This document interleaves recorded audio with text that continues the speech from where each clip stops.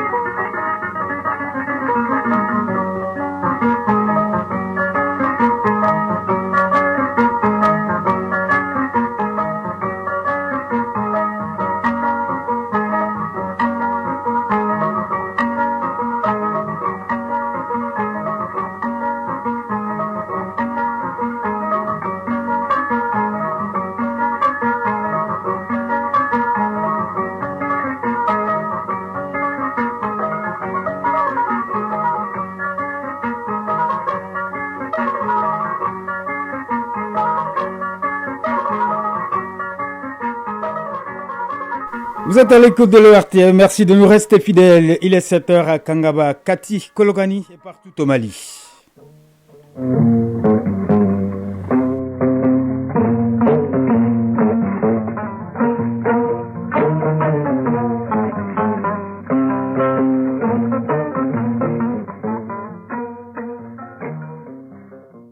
Le journal Kodi Sibi.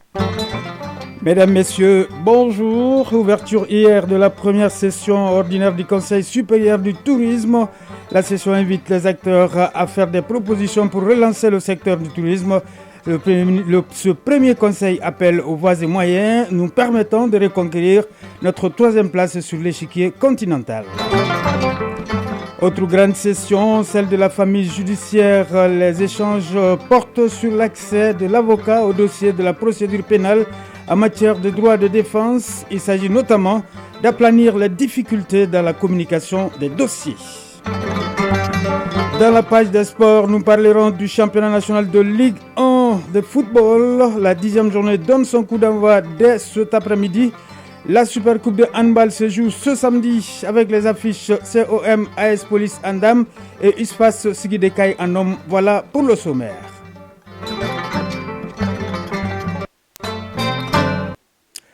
Bienvenue dans ce journal. La première session ordinaire du Conseil supérieur du tourisme vient de s'ouvrir à Bamako. Dans ce climat sécuritaire d'apaisement progressif, la présente session invite les acteurs du secteur à une proposition des voies et moyens pour la relance et la pérennisation des activités touristiques dans notre pays. Pour le Premier ministre, chef du gouvernement, ce premier Conseil supérieur du tourisme voulu par le ministre de tutelle pose les stratégies nous permettant de reconquérir la troisième place qui faisait du Mali un pays aux destinations les plus prisées en Afrique. Compte rendu, Fademba Keïta. La première session ordinaire du Conseil supérieur du tourisme invite les acteurs du secteur à un diagnostic des voies et moyens pouvant fixer un nouveau cap pour la relance et la pérennisation des activités touristiques au Mali. Madame Sissé Fatimata Kouyaté, représentante des opérateurs du secteur du tourisme. Le Mali se glorifie de la variété de son potentiel touristique et sa spécificité.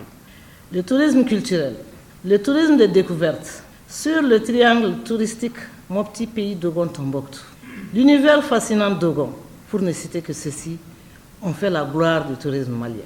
Mais aujourd'hui, le Mali est à la croisée des chemins, en stand-by, sous perfusion, en attendant une reprise sur laquelle nous, professionnels, n'espérons plus.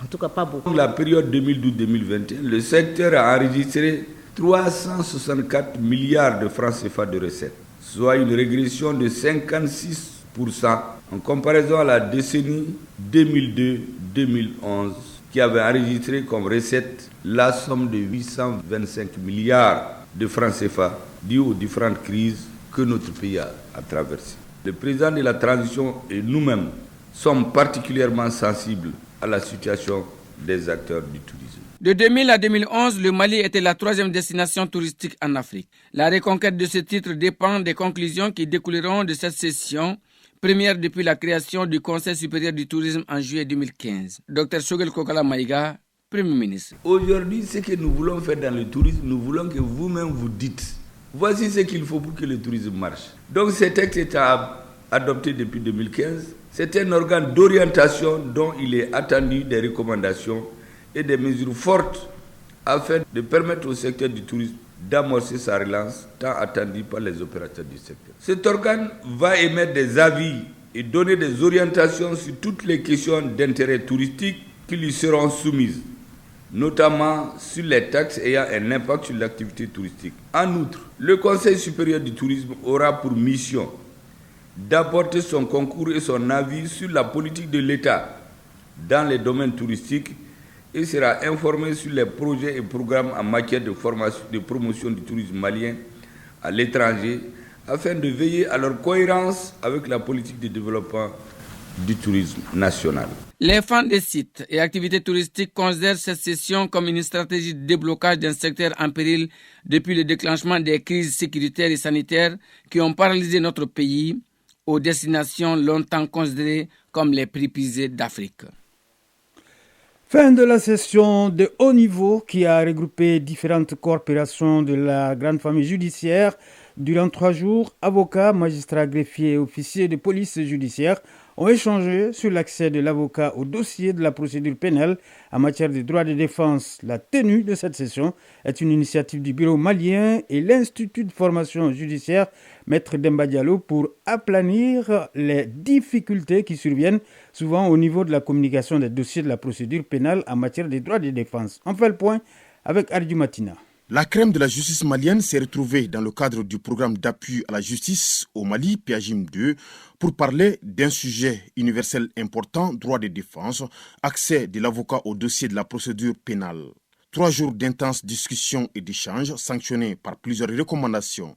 Maître Fadjala Dambélé rapporte. Élaborer un vade-mecum destiné aux acteurs de la scène pénale. Renforcer la collaboration entre les différents acteurs et privilégier dans leurs rapports la courtoisie et l'humilité. En initiant ces cadres de concertation, le Barreau malien et l'Institut national de formation judiciaire Maître Demba Diallo voulaient renforcer davantage la collaboration entre les différents corps pour une justice plus efficace. Dr Toubaï Kone, directeur général de l'Institut national de formation judiciaire.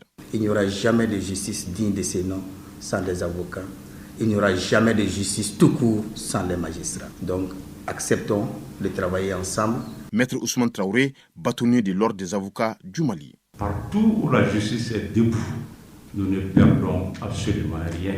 C'est dans cette logique-là que juste après la rentrée des cours et des tribunaux, que je me suis dit, si le barreau seul décide de prendre le lead de cette organisation ou de cette problématique, ça risque de ne pas avoir suffisamment de portée.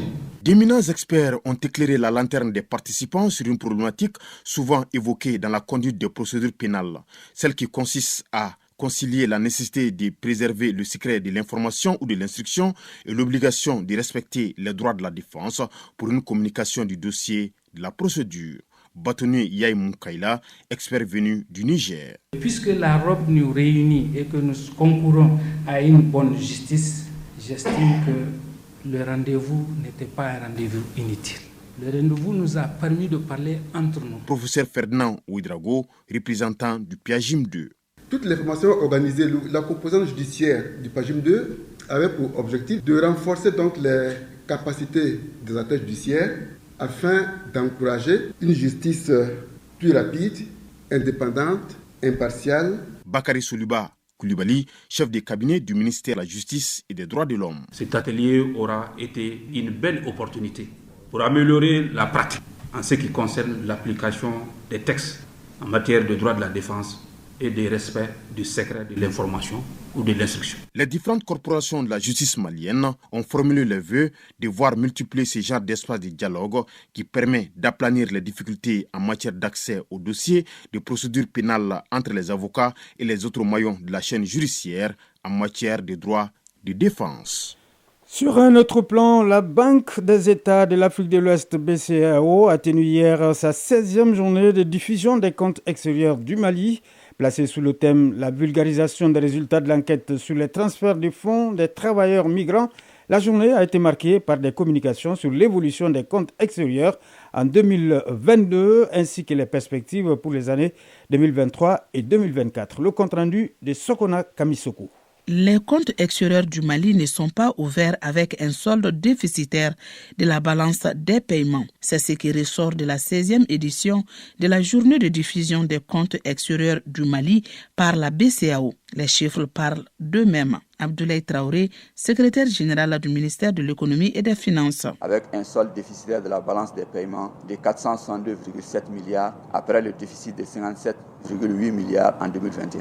Ce résultat est en partie lié à la conjonction de plusieurs chocs, notamment les fortes pressions inflationnistes induites par les répercussions négatives de la guerre en Ukraine et le resserrement des conditions de financement, qui se sont traduits par le renchérissement des cours internationaux des produits énergétiques et alimentaires. À ces chocs s'ajoute la faible mobilisation des ressources extérieures. Barema Bokoum, conseiller du directeur national de la BCAO. Les exportations de biens sont inscrites en hausse de 660 milliards, soit 24,5% par rapport à l'année 2021, en liaison avec celle des ventes d'or non monétaires et de coton-fibre qui représentent respectivement 81% et 8,8% pour des montants de 2726 milliards et 295 milliards. Pour leur part, les importations de biens FOB, c'est-à-dire hors fret et assurance, se sont établies à 3488 milliards, en hausse de 21,8% par rapport à 2021. Il devient alors nécessaire pour l'État et le secteur privé de concevoir et de mettre en œuvre des politiques adéquates, avec comme finalité réduire la vulnérabilité du pays face aux chocs internes. C'est dans cette recherche de solutions idoines qu'une attention particulière est accordée à la diaspora malienne. Abdoulaye Traoré, secrétaire général du ministère de l'économie et des finances. Le Mali dispose d'une diaspora importante et dynamique dans toutes les régions du monde. Son apport à la lutte contre la pauvreté et au développement économique du pays est largement reconnu. L'État est fortement impliqué aux côtés d'autres acteurs pour faciliter davantage les conditions de réalisation de ces transferts pour le plus grand profit des travailleurs migrants, de leurs familles et du Mali tout entier. Barema Bokoum, conseiller du directeur national de la BCAO. Pour le Mali, les flux de transfert de fonds reçus des travailleurs migrants, évalués dans le cadre de la confection de la balance des paiements, ont quasiment doublé en 2014 et 2022. Ainsi, il est important d'analyser ces flux afin d'en améliorer la production statistique et de mener une analyse plus fine de leur importance dans notre économie. Au cours de cette 16e édition de la journée de diffusion des comptes extérieurs du Mali par la BCAO, plusieurs communications ont été faites. Elles portent notamment sur l'évolution des comptes extérieurs du Mali en 2022 et les perspectives pour les années 2023 et 2024. Le Mali a choisi de prioriser la prévention et la lutte contre la corruption. Ces choix se fondent sur les référentiels de développement du pays tel cadre stratégique de lutte contre la pauvreté et le cadre stratégique de refondation de l'État. C'est dans ce cadre qu'une stratégie nationale de lutte contre la corruption a été élaborée par le ministère de la refondation de l'État. Le lancement de cette stratégie nationale s'est déroulé hier au CICB. Il marque ainsi le top départ des journées d'appropriation de ce document et de son plan d'action. Mamadou Fani. La corruption est un phénomène qui constitue un frein pour le développement d'un pays. La lutte contre cette pratique fait partie des priorités des autorités de la transition. Une stratégie nationale de lutte contre la corruption a été élaborée dans ce sens, d'où le lancement des journées d'appropriation de cette stratégie nationale et son plan d'action. Brahima Koulibaly, chef du département des investigations au contrôle général des services publics. Malgré les efforts déployés depuis plusieurs années à travers un dispositif institutionnel étoffé par plusieurs structures de contrôle, des pratiques malsaines de corruption et de mauvaise gestion sont encore prégnantes dans notre administration. Il convient de rappeler, au regard de la persistance du phénomène, seule une vision politique claire, accompagnée d'actions coordonnées impliquant l'ensemble des parties prenantes permettra d'endiguer le mal. Ce défi ne peut être relevé sans un système de contrôle interne performant, favorisant la bonne gouvernance et le service aux citoyens. Abraham Bengali, secrétaire général du ministère de la Refondation de l'État. Au cours de ces 2 journées, vous aurez l'occasion d'échanger avec les membres du comité de pilotage de la stratégie nationale de lutte contre la corruption, appuyé par des experts, d'échanger entre autres sur la vision, les axes stratégiques, les objectifs, le dispositif institutionnel de pilotage, le plan d'action de la stratégie ainsi que le programme de travail pour l'année 2024. Ce lancement marque le début de la vulgarisation de la stratégie nationale de lutte contre la corruption qui se déroulera en plusieurs phases. Radio Mali à Kidal et environ 97.5 MHz en FM. Le nouveau gouverneur de la région de Kidal a été reçu hier par son aîné, à savoir le premier gouverneur de Kidal. Celui-ci n'a pas manqué d'encourager et prodiguer des conseils au général de division Elhaji Agamou pour la réussite de la mission qui lui a été confiée par les autorités de la transition. Le reportage sur place de Benogo Fofana, Sidi Elmedi Ag Albaka et Taeb Adjawiakoui. Fier de son cadet, c'est avec un grand sourire que le tout nouveau gouverneur a été reçu par le premier gouverneur de la région de Kidal. Au menu de cette rencontre, des encouragements et conseils pour la réussite de la mission. Iglis Agfoni, ancien et premier gouverneur de la région de Kidal. Mes vives félicitations pour sa nomination à la tête de cette région. Elhaji Gamou, aujourd'hui, dans la situation que vivent ces pays, surtout le nord du Mali, est la personnalité la plus indiquée pour Kidal. Il cristallise l'espoir des populations pour construire la paix. Conseil je pourrais donner à Elhaji aujourd'hui, c'est restaurer la confiance. Général de division Elhaji Agamou, gouverneur de la région de Kidal. Ces conseils qui me sont vraiment allés tout droit au cœur, et c'est des bons conseils que je voulais vous dire ici, l'ensemble de ceux qui sont là, collaborateurs, que tout le monde prend ces conseils en considération. Je sais que c'est quelqu'un de la paix, c'est quelqu'un de la cohésion, c'est un grand cadre de ces pays qui a servi ces pays-là. Donc je sais que ces conseils sont les bienvenus. Au terme de la rencontre, le nouveau gouverneur se dit prêt à recevoir les conseils et contributions de tous les Maliens allant dans le sens de la paix et du développement de notre pays. Kidal, Benogo Fofana, Sidi Elmedi Ag Albaka et Taïeb Adjawiakoui pour l'ORTM. Quelques mots de l'actualité hors de nos frontières. Au Bénin, le président Talon exprime sa volonté de normaliser les relations avec le Niger. Devant les députés hier, Patrice Talon, dans son discours sur l'état de la nation, a exprimé sa volonté de normaliser rapidement ses relations avec les pays où les coups d'État sont intervenus. Il évoque surtout le Niger, voisin du Bénin avec qui les frontières sont fermées depuis juillet 2023, date du coup d'État du général Tchani. Il est clair que le Bénin n'a jamais voulu ni souhaité que les sanctions imposées par les instances communautaires ou internationales aient pour effet de compliquer le quotidien des populations et de leur rendre la vie encore plus difficile, a déclaré le président Patrice Talon.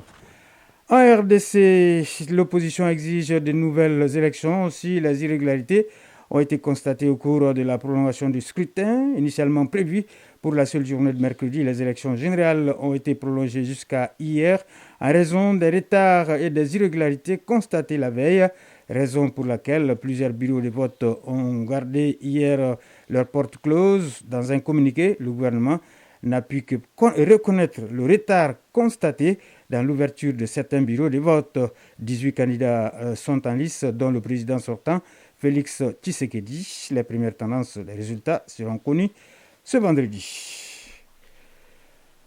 L'Angola se retire de l'OPEP, l'organisation des pays exportateurs de pétrole. L'annonce a été faite hier par le ministre des Ressources naturelles, du pétrole et du gaz, Diamantino Pedro de Azevedo.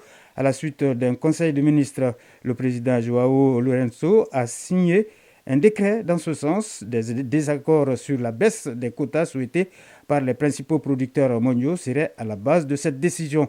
Fin novembre dernier, l'Angola et le Nigeria, les deux poids lourds du pétrole sur le continent africain, s'étaient montrés mécontents de leurs quotas. L'OPEP avait établi un quota de 1,11 million de barils par jour pour l'Angola.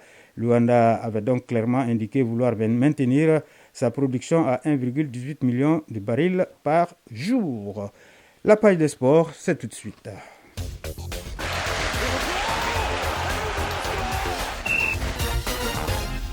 Handball, la Supercoupe du Mali se jouera demain au Palais des Sports Salamatou Maïga. En dames, le centre omnisport de Missabougou jouera contre l'AS Police et en homme, l'USFAS affrontera le Sigi Dekai. Et puis en football, sur le plan international, la finale de l'édition 2023 de la Coupe du Monde des clubs se joue demain à Jeddah en Arabie Saoudite.